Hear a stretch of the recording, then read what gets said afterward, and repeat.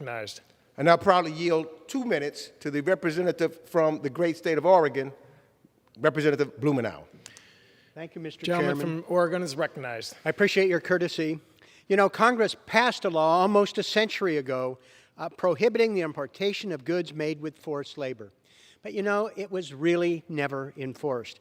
That changed in 2016 potentially when we passed legislation to eliminate the consumptive demand loophole that allowed people a way around.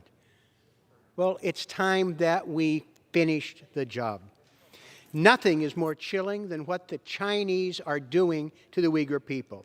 I've chaired meetings of our trade subcommittee, and it is really appalling. It's Orwellian in terms of what they are doing to detain Uyghurs in internment, re-education, slave labor camps. The international concern the Chinese think will just remain on the sideline. Now, there are many American companies that are attempting to deal with this, but we need to do more. We need to strengthen their resolve, and we need to be able to get the attention of the Chinese government.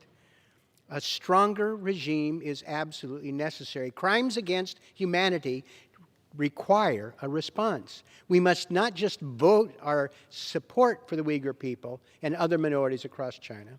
We need to make sure that we're clear about who gets the benefit of the doubt. More than 1 million Uyghurs have been enslaved, half of them forced to harvest cotton, one of Xinjiang's region's largest exports. When American consumers buy a shirt, they shouldn't have questions about whether or not that was made with forced labor.